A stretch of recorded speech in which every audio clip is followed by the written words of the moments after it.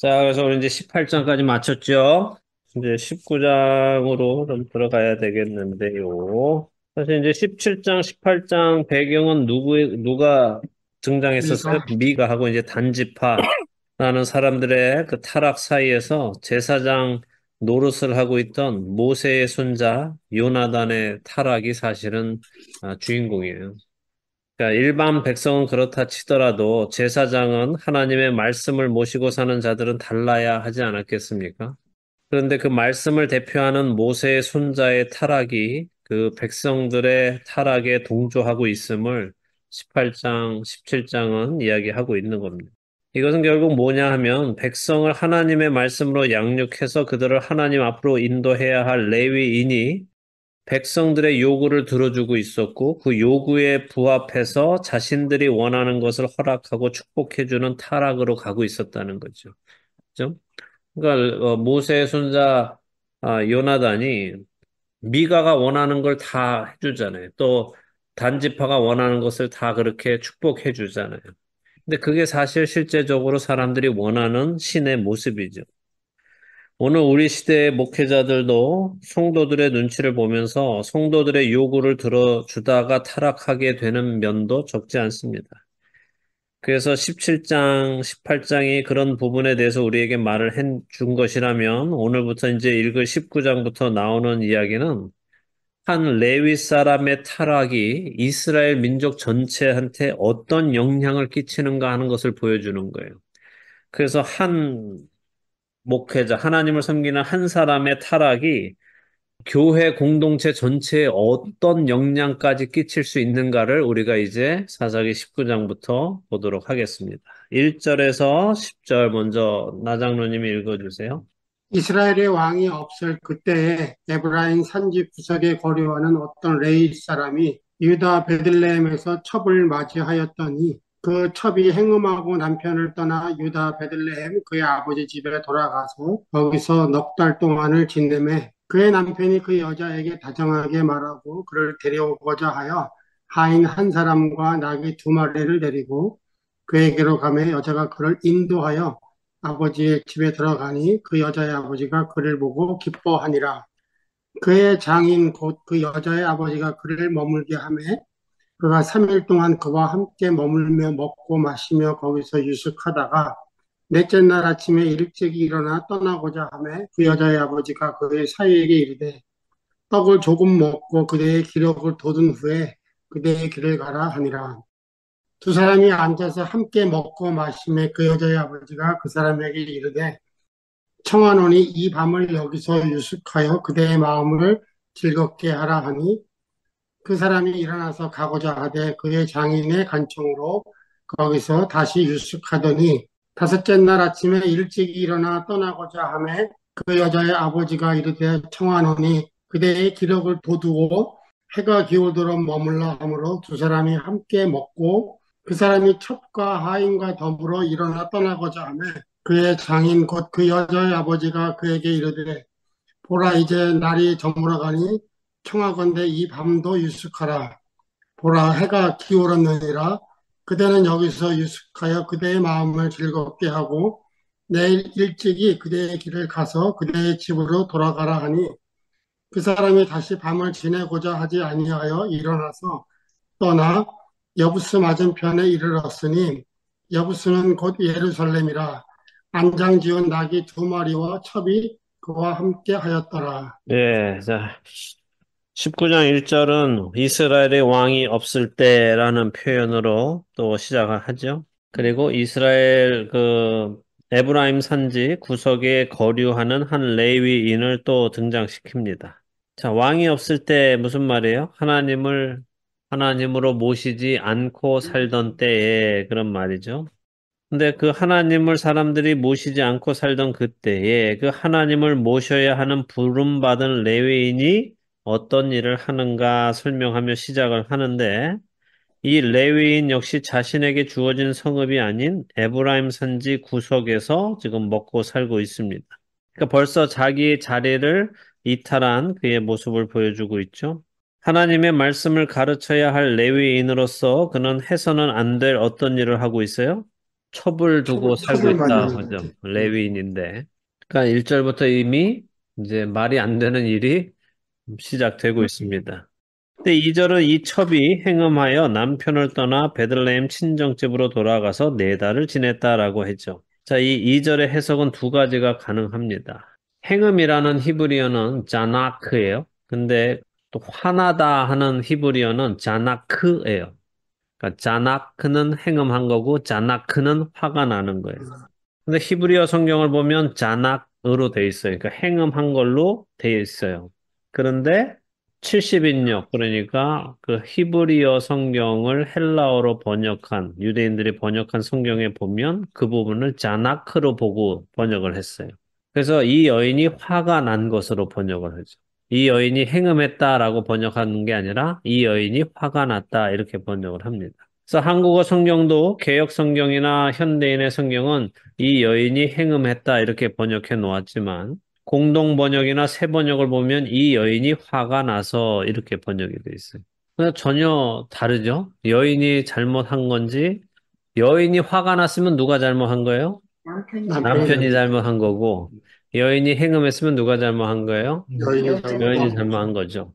자, 근데 정황을 생각해 보면은 어떤 게 더 타당할 것 같으세요? 화가 난 게 좋아. 부부싸움하고 간 것 같아요. 부부싸움하고 관계 더 맞겠죠? 만약에 여자가 행음했었으면 어떻게 했을까요? 데리러 가지 않았겠지. 데리려고 데리러 가지 않았겠죠. 가서도 지금 하는 게 보니까 다정하게 말하고 그를 데려오고 자니까 여보 미안해 내가 잘못했어 이렇게 이제 달래서 데리고 오려고 한단 말이죠. 그러니까 행음한 게 아니라 이 사람이 뭔가 화나는 일을 했을 거예요. 어쨌든 뭐 그 사람들이 뭐 당시에 법을 뭐 제대로 지키는 사람이 아니었다 하더라도 어쨌든 모세의 법에 의하면 행음하면은 어떻게 해요? 돌에 맞아 그렇죠. 죽으면 예. 죄죠. 또 둘째 이 여인이 행음을 했는데 남편을 떠나 친정에 갔고 그 남편이 그녀를 찾아오는 게 이것도 사실 이제 말이 안 되죠. 자, 이런 정황을 봤을 때 그녀가 행음했다기보다는 레위인이 잘못해서 그녀가 화가 났다고 보는 것이 적절합니다. 자, 그래서 이 레위인이 하인 한 사람하고 나귀 2마리를 데리고 그녀를 찾아갔습니다. 근데 여자가 그를 인도해서 아버지 집으로 갔다. 이거는 이제 둘이 화해했다 그 말이에요. 여인과 그러니까 첩과 레위인이 화해를 해서 아버지 집으로 간 거죠. 자, 뭐 첩의 아버지도 어떻게 하겠어요? 시집간 딸이 나와서 지금 집에 와서 친정에 돌아와서 4개월이나 살았는데 남편이 찾으러 와주니까 어떻습니까? 고맙죠. 고깝죠. 아이고, 아이고, 다행이다, 이거. 아이고, 그냥 아주 그냥 이대로 소박 맞고 끝나는 줄 알았는데 아니구나 하고. 그래서 이렇게 찾아온 사위를 장인이 극진히 대접하죠. 3일이나 함께 머물며 먹고 마시고 즐깁니다. 자, 이제 5절 보니까 4일째 아침에 그가 이제 돌아가려고 하니까, 아, 떡을 좀 더 먹고 가 하면서 붙드니까 또 놀고 먹죠. 그러다 장인이 아, 이왕 이렇게 된 거 하루 더 자고 가게나 하죠. 사위는 아닙니다. 가야 합니다. 라고 일어나는데 장인이 또 간청해서 그냥 다시 잠자기로 합니다. 8절에 보니까 5일째 아침에 레위인이 또 떠나려고 하니까 장인이 또 붙습니다. 아허, 이 사람아, 좀 더 놀다가 가게, 해질녘에 가. 그래서 또 앉아서 먹죠. 그러다 보니까 또 해질녘이 됐습니다. 해질녘이 되니까 장인의 말대로 레위인이 첩과 하인을 데리고 가려고 합니다. 근데 장인이 어떻게 해요? 또 막죠. 이 사람 이제 날이 저무니까 자고 가게, 내일 일찍 일어나서 떠나게 하죠. 레위인도 이제 더 이상 이 처갓집에서 잠자는 게 이제 불편하고 놀 만큼 놀았고 빨리 집에 가고 싶으니까 아유 안 되겠습니다 하고 이번에는 떠납니다. 장인은 왜 이렇게 붙들었을까요? 왜 이렇게 간다는 걸 자꾸 오늘 하루 더 먹고 가게 더 먹고 가게 계속 먹다 말고 또 저녁 되면 아유 잠자고 가게 왜 그랬을까요? 여러분이 장인의 입장으로 한번 생각해 보세요. 그러니까 내 딸을 잘 봐달라고. 그렇죠. 예, 역시, 역시 장인 어른이 이해를 하시는군요, 장인 어른이. 시아버지들은 이해를 못해.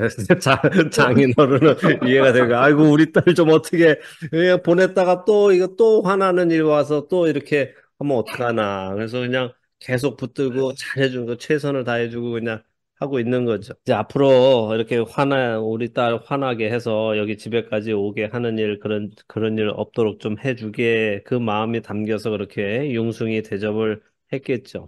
어쨌든 레위인은 첩과 하인을 데리고 떠나서 여부스 맞은편에 왔다 이렇게 됐습니다. 그리고 여부스는 예루살렘이다 이렇게 하죠. 자, 이제 이 사람이 원래 어디서 왔어요? 에브라임에서 베들레헴. 그러니까 베들레헴에서 첩을 맞았으니까 한 6마일 정도 간 거예요. 근데 예루살렘 이름은 훗날 다윗이 이곳을 정복한 이후에 이름이 붙인 것이고 지금 사사 시대에는 그냥 여부스 족속이 사는 여부스라는 동네에 있어요. 그러니까 이 사사기가 쓰인 것이 훗날이겠죠. 무슨 말씀이냐 하면은 자, 사사 시대 당시에는 여부스였는데 지금 이게 예루살렘이다라고 하고 있잖아요. 그러니까 예루살렘이라는 이름이 생겨난 다윗 이후에 쓰여졌을 거다라는 것이 옳은 추측이겠죠. 자, 어쨌든 이 레위인이 해지기 전에 떠나서 가다가 여부스 맞은편에 이르렀다 하는 데까지 봤습니다. 11절에서 15절 현우 집사님 읽어주세요. 그들이 여부스에 가까이 갔을 때에 해가 지려 하는지라 종이 주인에게 이르되 청하건대 우리가 돌이켜 여부스 사람의 이 성읍에 들어가서 유숙하십시다 하니 주인이 그에게 이르되 우리가 돌이켜 이스라엘 자손에게 속하지 아니한 이방 사람의 성읍으로 들어갈 것이 아니니 기브아로 나아가리라 하고 또 그 종에게 이르되 우리가 기브아나 라마 중 한 곳에 가서 거기에 유숙하자 하고 모두 앞으로 나아가더니 베냐민에 속한 기브아에 가까이 이르러 해가 진지라 기브아에 가서 유숙하려고 그리 돌아 들어가서 성읍 넓은 거리에 앉아 있으나 그를 집으로 영접하여 유숙하게 하는 자가 없었더라. 자, 여부스에 가까이 갔을 때 이제 해가 지려고 했습니다. 그래서 하인이 레위인에게 말하죠. 여기 여부스 성읍에서 자고 가지요. 이렇게 했습니다. 근데 12절에 레위인이 뭐라 그래요? 야, 그래도 우리가 이스라엘 사람인데 어떻게 가나안 사람들 성읍에 가서 자냐? 잠을 자더라도 이스라엘 자손이 사는 땅에서 자야지. 우리 기브아로 가자. 이렇게 했습니다. 기부하러 가려면 조금 더 올라가야 돼요. 나름 자기 민족한테 가겠다고 한 4마일 정도 더 떨어진 곳으로 가는 겁니다. 그리고 더 갈 수 있으면 기부하에서 2마일 더 올라가면 라마라는 곳이 있는데 어쨌든 기부하까지 가보든지 아니면 기부하 가서도 아직 해가 완전히 떨어지지 않으면 2마일 더 가서 라마로 가자. 그 둘 중에 한 군데 가서 자자. 이방인 놈들 동네에서는 자지 말자. 이러고서 출발을 하죠. 자, 그래서 이제 이렇게 갔더니 정말 14절에 보니까 기브아에 다다르니 해가 졌다라고 하죠. 여기는 누가 사는 지역이라고요? 베냐민. 베냐민 지파가 사는 거죠. 베냐민. 자, 베냐민 지파가 사는 곳이니까 베냐민은 야곱의 몇 번째 아들입니까? 막내 아들. 막내 아들이죠. 그죠? 라헬에게서 난 막내 아들이죠. 자, 이제 당시 이제 그 근동 지방도 그랬고 유대 문화도 그랬고 이제 나그네를 잘 대접하죠. 지금도 이슬람 사람들도 여전히 나그네 잘 대접하고 또 유대인들도 나그네를 잘 대접합니다. 그게 이제 그들의 율법 안에 있기 때문에 그렇죠. 뭐 그게 이제 하나님의 말씀에 그렇게 나그네를 대접하라라는 말씀이 있어서 그게 그냥 문화 속에 그렇게 자리 잡고 있습니다. 그래서 이스라엘 사람이라면 다 나그네를 섬기는데 지금 당시 문화로 우리 지역에 나그네가 들어오면 어떻게 해야 했을까요? 혹시 알고 계세요? 우리 동네에 만약에 나그네가 들어오면은 어떻게 해야 돼요? 잠도 재워주고 근데 누가 해야 되냐고 그 일을 온 동네가 다 해야 되는 거예요. 온 동네. 운동회가. 온 동네가 다 같이 힘을 합쳐서 그 나그네를 보살펴 주는 거예요. 잠자리 제공해주고 먹을 거 주고 그 이제 뭐 이렇게 뭐 낙타나 뭐 말 가져왔으면 그것도 다 먹여주고 하는 거예요. 그러니까 이제 여러분이 생각해 보시면 예수님의 비유 중에 이제 누가복음에 밤에 친구가 찾아와서 이웃에 가서 문 두드리면서 내가 청하노니 내 친구가 멀리서 밤중에 왔다. 근데 친구를 줄 떡이 없으니 떡 한 덩이만 다오 했을 때에 누가 나는 우리는 벌써 잠자리에 들었으니 없다. 이렇게 말할 사람이 누가 있겠느냐라고 예수님이 하시잖아요. 그러니까 그럴 일이 없다는 거죠. 그러니까 나그네가 와서 그 나그네를 섬기기 위해서는 한밤중에라도 남의 집에 그 이웃의 문을 두드리고 도움을 청할 때는 당연히 돕는 게 이스라엘의 문화였다라는 거예요. 우리 입장에서는 아이고 자는데 밤중에 와서 문 두드리고 그러면 예의가 아니지 이렇게 될 거 아니에요. 근데 네. 예수님의 비유 안에는 그건 예의가 아닌 게 아니라 너무 당연하게 도와줘야 되는 거가 모든 사람이 동의하는 바 아니냐라고 말씀하시는 거죠. 자, 그래서 이제 그만큼 이제 나그네 섬기는 것은 유대인들 안에서 너무 당연한 일입니다. 자, 이 레위는 그걸 잘 아니까 지금 자기 백성의 동네에 가서 유숙을 하자 하고 온 거예요. 그러면 그렇게 보통 이제 나그네가 유대인 사는 다른 지파 동네에 오면은 보통 이렇게 딱 이렇게 서 있으면 그 동네 사람들이 와서 이제 아유 나그네십니까? 이렇게 물어보면 아 그렇습니다. 그러면 아 그러면 저희 집으로 오시죠. 이렇게 하고선 데려간단 말이죠. 그러니까 지금 그 동네에 가서 이렇게 딱 서 있는 거예요. 지금 하인하고 첩하고 나귀하고 이렇게 해서. 근데 지금 기부하에 들어와서 그 넓은 거리, 그러니까 사람들이 많이 다니는 거리에 지금 거기서 기다리고 있는데 아무도 그를 집으로 영접하여 유숙하게 하는 자가 없다는 거예요. 그러니까 뭘 얘기해 주고 있는 거예요? 지금 이방인들에게서도 일어나지 않을 일. 그러니까 제가 말씀드렸죠. 이슬람 사람들조차도 또 중동 지역 자체가 이렇게 나그네를 섬기는 게 당연한 일인데 지금 이스라엘 백성 안에 그중에 베냐민 지파 안에는 당연히 해야 하는 그 일을 아무도 하지 않더라 하는 것을 보여주는 거죠. 이거는 하나님의 말씀을 아예 무시하고 살아가는 사람들이다 하는 거죠. 그러니까 베냐민 지파는 하나님의 말씀을 전혀 귀담아 듣고 행하고 살지 않았다 하는 것을 보여주는 거죠.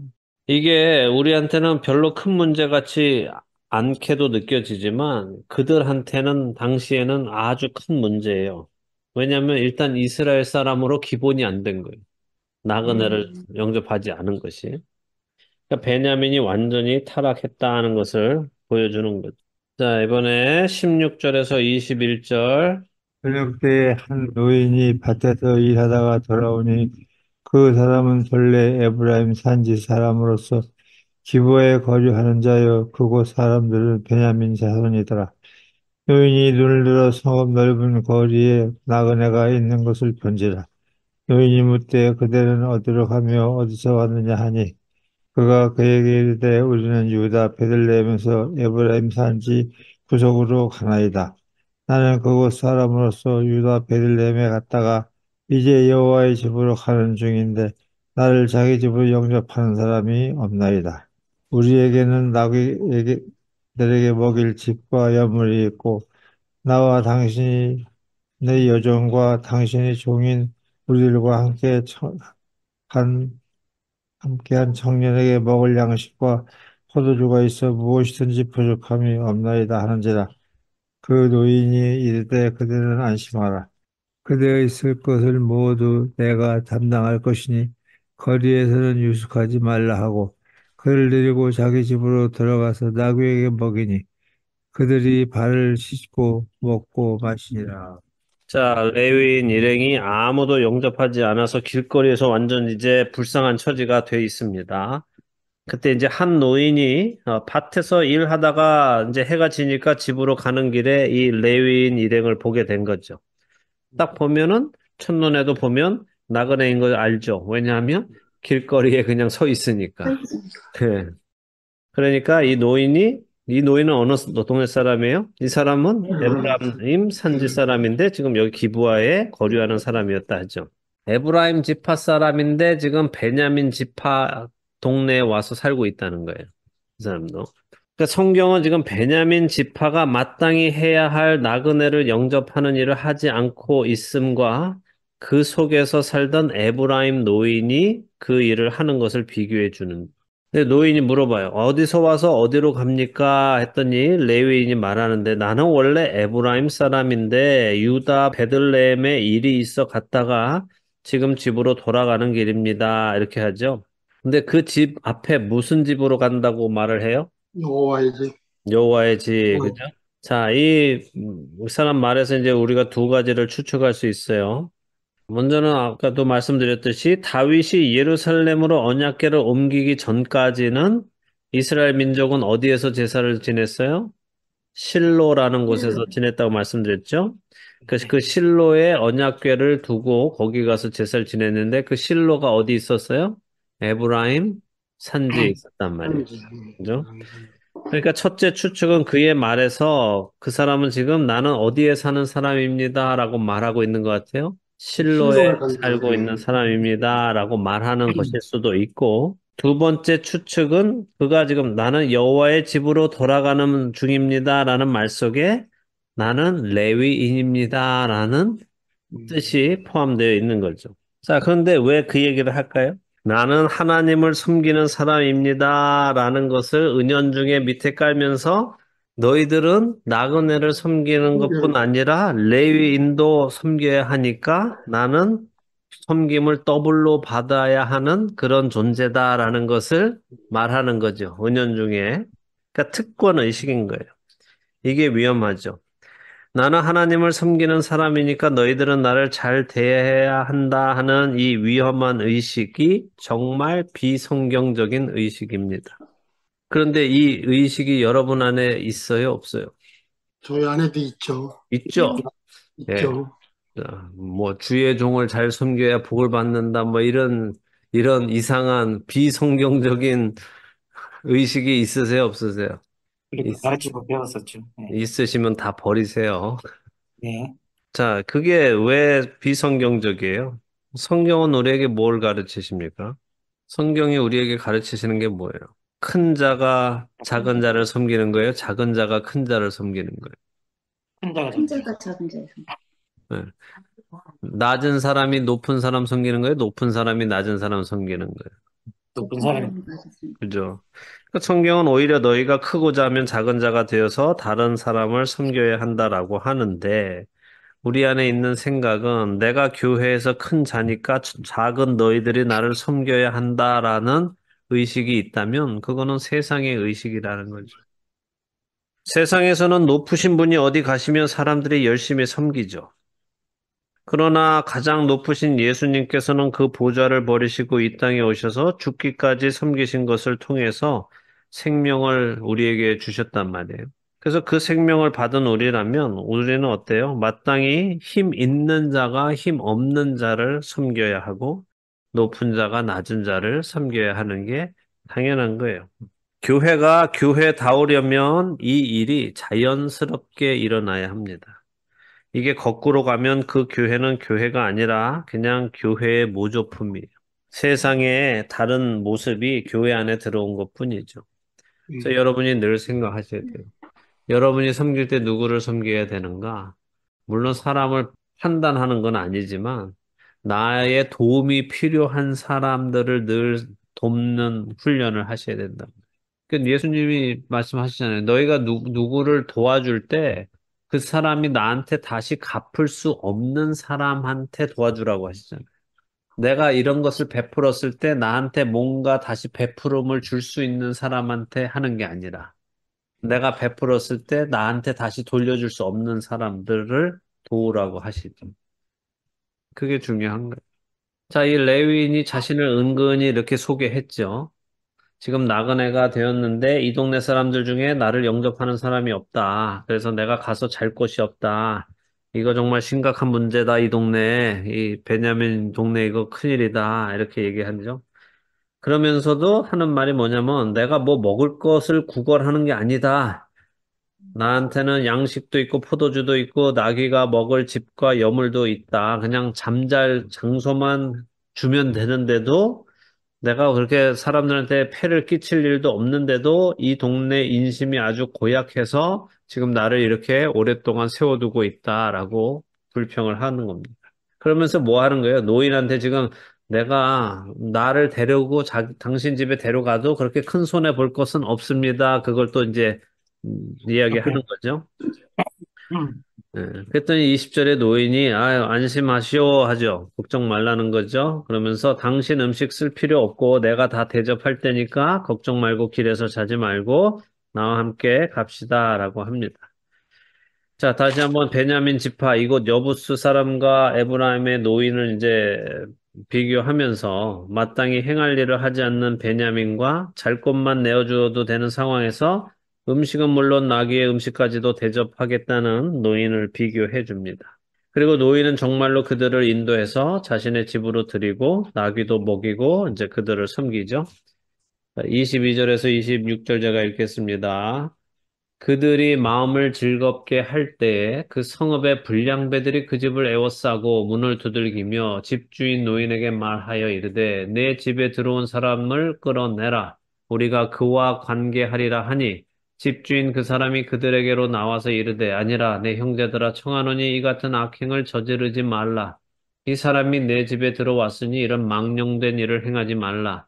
보라 여기 내 처녀딸과 이 사람의 첩이 있은즉 내가 그들을 끌어내리니 너희가 그들을 욕보이든지 너희 눈에 좋은 대로 행하되 오직 이 사람에게는 이런 망령된 일을 행하지 말라 하나 무리가 듣지 아니하므로 그 사람이 자기 첩을 붙잡아 그들에게 밖으로 끌어내매 그들이 그 여자와 관계하였고 밤새도록 그 여자를 능욕하다가 새벽 미명에 놓은지라. 동틀 때 여인이 자기의 주인이 있는 그 사람의 집 문에 이르러 엎드러져 밟기까지 거기 엎드러져 있더라. 끔찍하고 슬픈 일이죠.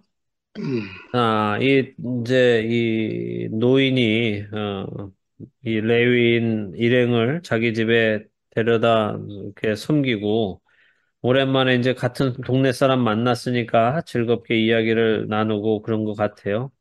그런데 그때 성읍의 불량배들이 그 집을 에워쌌습니다. 불량하다 하는 말은 무슨 의미입니까? 불량식품, 불량배, 이거 다 무슨 의미예요? 안 좋은 거죠. 안 좋은 거죠, 그죠? 예, 불량한 거죠. 예. 근데 이 히브리어의 의미로 보면은 불량한 건 가치 없는 녀석들 이런 뜻이에요. 불량한 가치 없는 녀석들, 쓸모없는 녀석들. 그래서 이 단어는 신명기 13장 13절에서는 우상 숭배하자고 하는 사람들을 의미했어요. 쓸데없는 사람들, 불량배들이 우상 숭배하는 것. 또 사무엘상 2장 12절에서 엘리의 아들들이 행실이 나빴다 하고 할 때, 또한 술 취한 자를 표현할 때도 다 사용된 말이에요. 그러니까 엘리 아들들이 불량했었고, 또 술 취한 사람들이 불량한 거. 이게 다 쓸모없는 사람들이다 하는 거죠. 그러니까 결국 우상 숭배하고 하나님 모르고 다른 무엇에 취해서 사는 사람들을 뜻하는 게 불량하다는 표현이에요. 바로 이런 녀석들이 몰려와서 집을 에워싸고는 노인한테 오늘 이 집에 들어온 사람을 끌어내라라고 하는 거죠. 왜 끌어내래요? 관계하겠다는 방, 거죠. 음, 무슨 말입니까, 이게? 동성연애 아니에요. 그렇죠. 동성연애가 아니라 동성강간을 하겠다는 거죠. 자, 근데 어디서 본 것과 같은 이야기죠, 지금 이 이야기가. 그 소돔과 고모라 소돔과 똑같은 고모라 롯의 집에서 있었던 일하고 너무 닮아 있죠, 지금. 네? 그렇죠. 자, 근데 23절에 이제 노인이 나와서 말하죠. 이 사람들아, 이런 악행을 저지르지 말라. 롯도 똑같이 말했죠. 이런 악을 행하지 마라 했습니다. 그러면서 24절에 놀라운 말을 하는데, 여기 내 처녀 딸과 이 사람의 첩이 있다. 내가 그들을 끌어내리니 너희가 그들을 욕보이든지 너희 좋은 대로 해라. 하지만 이 사람에게는 이런 망령된 일을 하지 말라 하는 거죠. 우리는 이게 이해가 돼야 안 돼요. 안 안 되죠. 되죠. 안 되죠. 동의가 안 되죠. 이해도 안 되고 동의도 안 되죠. 지금 노인의 생각에는 남자가 남자를 강간하는 것이 나쁘니 차라리 여자를 강간해라 하는 거잖아요. 그죠? 다시 말하면 죄를 짓되 덜 나쁜 죄를 지어라 하는 거죠. 근데 또 웃기는 것은 레위인의 첩도 내준다는 거예요. 자, 레위인의 첩을 내주겠다고 한다는 것은 무슨 의미일까요? 이게는 명백한 간음이죠. 왜냐면 그 여자는 레위인의 아내이니까 남의 아내를 자, 내 딸은 아직 처녀이니까 이게 자, 여러분들이 하나님의 법 보면 지금 시대에는 이해가 안 되는 법들이 많은데 십계명 안에서도 보면 간음하지 마라라고 할 때 하나님이 말씀하시는 간음은 누구와 누구의 관계를 말씀하실까요? 하나님께서 십계명을 주실 때 칠계명에 간음하지 마라라고 하셨을 때 그 간음죄가 성립되기 위한 조건이 뭐냐는 거예요. 다른 사람의 아내 예. 뭐 그런 거 아닌가요? 결혼을 했고, 네. 둘 중에 하나가 내가 결혼을 해서 다른 사람의 아내를 범하면 그게 간음인 거예요. 아내이지. 그럼 다른 사람의 아내가 아니고, 아직 시집 안 간 사람을 범할 때는 간음이 아니에요. 아니지. 음, 그는 그냥 강간이죠. 물론 강간죄도 이제 하나님이 이제 어떻게 처리할 거를 말씀하시지만. 자, 그러니까 이제 첫 번째, 내 처녀딸이 있으니 데려가서 맘대로 하시오라고 한 거는 간음은 아니잖아요. 근데 그렇죠. 지금 이 첩도 내주는 거는 간음이란 말이죠. 간음을 음. 하라는 거죠. 그러니 이게 뭐가 옳은 거예요. 이게 역시 지금 이 사람들의 가치관이, 죄에 대한 가치관이 올바르지 않으니까 생기는 일인 거죠. 어떻게 하는 것이 맞겠어요? 원래 이 노인이 어떻게 해야 되겠어요? 나가서 싸우든지 아니면 설득을 해야 되겠죠. 자, 롯도 어떻게 했어야 됩니까? 롯도 똑같이 했죠? 나한테 시집가지 않은 딸 둘이 있으니 너희가 얘를 데려가라 그랬잖아요. 그죠? 자기가 나서서 이제 해결을 해서 어떻게든 뭘 해야 될까? 도망치게 하든지. 자, 그러니까 죄를 막으려면 완전히 막아야지. 덜 나쁜 죄를 지세요라고 하는 거는 말이 안 된단 말이에요. 그러면 이제 아유 두려우니까 죽을지도 모르잖아. 그래서 할 수 없이 궁여지책으로 내놓은 거겠지라고 말할 수 있겠지만 하나님께서 그걸 인정하시겠느냐는 거예요. 우리의 가치관이 똑바로 서야 된다는 거예요. 죄를 막으려면 완전히 막아야 되고 이 정도 죄는 지으라고 하는 것이 벌써 당시의 생각들이 얼마나 혼란스러운지를 보여주고 있는 거예요. 자, 이 혼란스러움을 잘 생각하세요. 세상을 따라가면 하나님의 백성은 반드시 타락하게 돼 있습니다. 근데 그 차이가 분명히 있어요. 세상이 두 개가 타락하면 교회는 얼마 타락할까요? 하나 타락해요. 세상이 세 타락하면 교회는 둘 타락해요. 그러니까 교회가 세상을 따라가면 교회가 세상만큼 타락하진 않아요. 그렇지만 한 칸 정도 뒤에까지 쫓아간단 말이에요. 그래서 교회는 세상을 따라가면 안 된다는 말씀을 제가 계속 드리는 거예요. 교회는 교회의 거룩함을 지키도록 모든 걸 투자해야 돼요. 세상을 자꾸 따라가면 결국은 멸망으로 가게 돼 있어요. 그게 성경에서 우리에게 계속해서 보여주시는 거예요. 세상을 쫓지 마라. 세상을 닮지 마라. 거룩해라. 거룩함을 지켜내라. 목숨을 주더라도 지켜내라는 게 성경이 우리에게 요구하시는 거예요. 차라리 죽는 게 낫다는 거죠. 거룩함을 못 지킬 것 같으면 차라리 죽는 게 낫다는 거예요. 근데 우리가 목숨까지 지키면서 거룩함을 포기해서 무슨 유익이 있냐는 거죠. 생각해 보세요. 내가 내 목숨을 지키기 위해서 거룩함을 포기한다고 해서 그게 나한테 무슨 유익이 있냐는 거예요. 자, 쉬운 예로 우리 민족이 일제 치하에서 신사참배의 유혹이 왔을 때, 신사참배의 두려움이 왔을 때, 이걸 안 하면 뭐 데려가서 고문하고 죽이고 할 때에 결국 한국 교회는 그것을 어떻게 했어요? 했죠. 한 그렇죠. 사람. 그렇죠. 한국 교회는 컴프로마이즈 했잖아요. 타협했잖아요. 아, 이거는 일본의 천황은 신이 아니라 사람이니까 해도 우상에게 절하는 게 아니다. 이렇게 한국 교회 교단 총회에서 땅땅땅 해서 한국 교회 모든 곳에 알려줘서 결국 성도들로 하여금 아무 부담 없이 천황에게 주일에 예배드리다 말고 12시에 딱 일어나서 천황을 향해서 절하고 다시 앉아서 하나님께 예배 드리는 일이 일어난 거 아니에요. 그렇게 해서 지켜야 하는 게 교회였어요. 그렇게까지 해서 목숨을 구걸해서 지켜야 하는 게 당시에 교회의 리더들은 그렇게 말했단 말이에요. 그래도 교회가 있어야 되는 거 아닙니까? 교회가 살아남아야 되는 거 아닙니까? 그런데 하나님께서 우리한테 그렇게 살아남으라고 가르치시더냐? 그렇지 않단 말이에요. 우리가 요한계시록 13장을 봐도 알잖아요. 잡혀가든 죽든 성도의 뭐가 필요하다는 거예요. 성도의 기다림이, 성도의 믿음이 여기에 필요하다는 거예요. 여기서 죽을 수 있어야 된다는 거예요. 내가 하나님을 배신하느니 차라리 내 목숨을 버리겠다고. 이게 바로 예수님이 요구하시는 나를 부인하는 자는 나도 너희를 부인할 것이요. 하는 거죠. 그러니까 이 믿음이라는 건 목숨을 걸고 하는 거예요. 크리스찬이라는 건 주님을 위해 목숨을 걸 각오가 되어 있는 사람들이 믿음이 있는 사람들인 거예요. 지금 이 시대는 너무 호락호락하죠. 그냥 믿고 복받고 형통하게 살다가 그렇게 주님 만나러 가는 게 지금 이 시대의 교회잖아요. 그렇죠. 그래서 사탄이 가만히 내버려 두는 거예요. 왜냐하면 그렇게 가야 참된 믿음으로 가지 않으니까. 지금 자기가 구원받았다라고 착각하고 살게끔 그렇게 만들어 있으니까. 근데 여기서 깨어나는 사람들을 하나님은 기뻐하시지만 사탄은 동시에 미워하죠. 그래서 계속 공격하는 거죠. 깨어나지 못하게. 편안함 안에 자꾸만 넣어주죠. 그래서 교회가 거룩함을 잃으면 안 되는 거예요. 그런데 자꾸 세상을 따라가면은 결국에는 교회가 세상화 되는 거죠. 그러니까 우리는 세상보다 거룩하다 그것만 가지고 있으면 안 된단 말이에요. 거기에 만족하고 있으면 안 된다고요.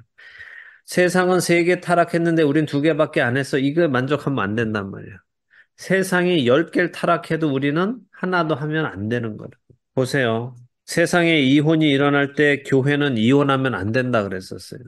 한국 교회는 제가 안 다녀봐서 모르겠는데 미국 교회는 얼마 전까지도 목사님이 이혼하면은 목사 자격을 박탈당했어요. 목사를 못했어요. 근데 세상이 이제 이혼이 만연하니까 교회가 어떻게 해요? 이혼에 대해서 입을 다물기 시작하죠. 세상에 이혼이 만연하고 간음이 막 퍼져나가니까 교회는 이혼이 일어나고 간음에 대해서 입 다물기 시작하는 거예요. 이해되세요? 처음에 세상에 이혼할 때는 교회는 이혼은 안 됩니다 했어요. 근데 이혼이 막 퍼지면서 이혼이 아무렇지도 않게 되니까 교회도 이혼을 조금씩 하기 시작해요. 세상에 이혼이 막 심해지고 나서 이제는 간음이 아무것도 아닌 것처럼 되니까 하나의 문화가 되어 버리니까 요즘 한국에 이 간음이 얼마나 심해졌냐 하면 남자친구 없는 아줌마가 없고 여자친구 없는 아저씨가 없다고 할 정도로 없는 사람이 바보라는 이야기를 들을 정도로 한국 세상이 그렇게 타락했다. 이렇게 타락하면 이혼은 이미 아무것도 아닌 지가 오래됐고 간음도 지금 아무렇게 아무것도 아닌 때일 때 교회 안에는 이혼이 이제 만연하게 된다는 거예요. 제가 아까 말씀드린 세상이 하나 되면 교회가 지론데 세상이 둘 되면 교회가 하나 되고 세상이 셋 되면 교회가 둘 되고 이거 계속 따라간단 말이에요. 이게 위험한 거예요. 자, 이제 세상은 이혼이 만연하고 간음이 만연하고 나니까 뭐가 이제 막 드러나요? 동성애가 만연합니다. 그리고 이제 소아성애가 떠오르죠. 자, 교회가 어떻게 해요? 이혼이 만연하고 간음이 만연하고 동성애가 허락되기 시작하죠. 근데 소아성애에 대해서는 이제 입 다물게 되기 시작하죠. 그러니까 계속해서 성도와 사역자 안에도 이런 모습이 계속 나온단 말이에요. 더군다나 사역자가 그런 일을 하면은 성도들이 욕하는 게 아니라 성도들이 더 용기를 얻어요. 사역자가 죄를 저지르면 성도들이 겉으로 어떻게 사역자가 저럴 수 있어라고 하지만 또 많은 성도들한테 면죄부를 준단 말이에요. 목사도 그러는데 사역자도 그러는데 하고 자기들은 더 왜? 저 사람들이 더 영적인 사람들이라고 생각하니까 저 사람들도 저러면 우리는 이렇게 해도 괜찮을 거야 라고 풀어지게 된단 말이에요. 창세기에 소돔과 고모라에서 있었던 일이 지금 어디에서 일어난다는 걸 보여주는 거예요. 이스라엘 안에 이스라엘에서 일어난다는 걸 보여주는 거예요. 창세기에서 있었던 일이 창세기에서는 세상 사람에게 소돔과 고모라에게 있었던 일이 이제 시간이 지나니까 이스라엘이라는 하나님의 백성들 안에서 일어나더라는 거예요. 이게 포인트단 말이에요. 자, 이 사역자인 레위인이 정결하게 살아가던 중에 일어나는 일이 아니라 이미 그가 첩을 두고 살고 그랬더니 성도들은 어디까지 가느냐? 동성애까지 가는 거예요. 뭐가 죄이고 아닌지 모르는 노인의 이야기 속에서 우리는 지금 혼란의 혼란을 거듭 경험하는 거죠. 노인은 지금 말도 안 되는 조건을 내걸면서 기부하의 불량배들에게 죄를 짓지 말라고 간청하죠. 근데 다시 생각해보면 정말 웃기는 조건이죠. 자기 딸이야 자기 딸이니까 그렇다고 치죠. 그런데 남의 아내, 비록 첩이라도 남의 아내를 자기 마음대로 내주겠다는 것도 정말 웃기는 거 아니겠어요? 그런데 불량배들이 그런 노인의 이야기를 듣지 않죠. 보면은 근데 여기서 보니까 그 사람이 했어요. 그 사람이 25절에 보면 무리가 듣지 않니하므로 그 사람이 자기 첩을 붙잡아 그들에게 밖으로 끌어내매 누가 했다는 거예요? 레위인. 레위인이 노인이 한 게 아니고 그죠? 근데 사실 원어는 그게 누군지 몰라요. 음, 원어로 그냥 보면 그 사람들이 그를 들으려고 하지 않았다. 그래서 그 사람이 그의 첩을 잡아 밖으로 그들에게 내보냈다. 그래서 노인이 그런 건지 레위인이 그랬는지 명확지는 않은데 그래도 할아버지가 뭐 그렇게 했겠어요. 그죠? 남의 첩을 잡아서 그냥 던지진 않았을 거고. 그러면 레위인이 화를 냈겠지. 아니 왜 남의 와이프를 그러십니까? 라고 했겠죠. 근데 그 사람이 했겠죠. 레위인이. 비열한 레위인의 모습이죠. 자기가 지금 보고 싶어서 베들레헴에까지 가서 데리고 가는 와중에 자기 신변에 위험이 오니까 그녀를 그들에게 끌어내주는 비열한 모습을 보여주죠. 결국 이 모습에서 레위인은 그녀를 사랑하지 않았던 것을 보여주죠. 사랑하지 않았는데도 첩으로 데리고 산다는 것은 결국 그가 그녀를 첩으로 데리고 그녀와 결혼한 이유는 무엇이에요? 자기의 그런 자기의 쾌락을 위해서 이렇게 남편에게 버림받은 첩은 불량배들에게 넘겨져서 밤새도록 집단으로 강간을 당합니다. 끔찍한 일이 벌어진 거죠. 세상이 아니라 하나님 나라의 백성 안에 이런 끔찍한 일이 일어났다는 거예요. 그거 자체가 지금 충격인 거예요. 그러나 이것은 결국 무너져버린 성의 가치관과 쾌락을 탐닉하는 사람들의 모습이고 그만큼 이스라엘이 하나님을 떠나 육신의 쾌락을 쫓아 살아가고 있음을 보여줍니다.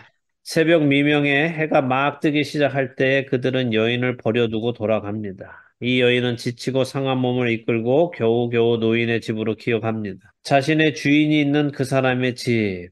여기 왜 이 저자는 자기의 주인이 있는 그 사람의 집, 이렇게 자기의 주인이라고 첩이 남편이 있는 곳 혹은 레위인이 있는 곳, 그가 있는 곳 이렇게 말하지 않고 자기의 주인이 있는 곳 이렇게 표현을 했을까요? 여기 첩을 자기 소유물처럼 취급해서 그런 거 아니에요? 소유물처럼 취급했지만 지금 이 사사기 저자는 그렇게 말하는 거예요. 무슨 주인이 있다위냐 하는 거지. 음, 자기 여인 하나 책임지지 못하는 녀석이 무슨 주인이냐 하는 거예요. 자기 주인, 그녀는 그를 자기 주인으로 알지만 그 녀석은 자기 그 여자를 지키지 않고 오히려 자기가 살기 위해서 그녀를 던져 버렸다라는 거죠.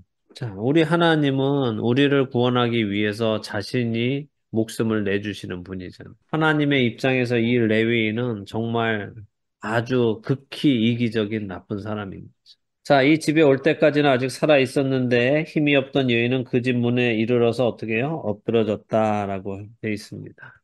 자, 여기까지만 오늘은 보도록 하죠.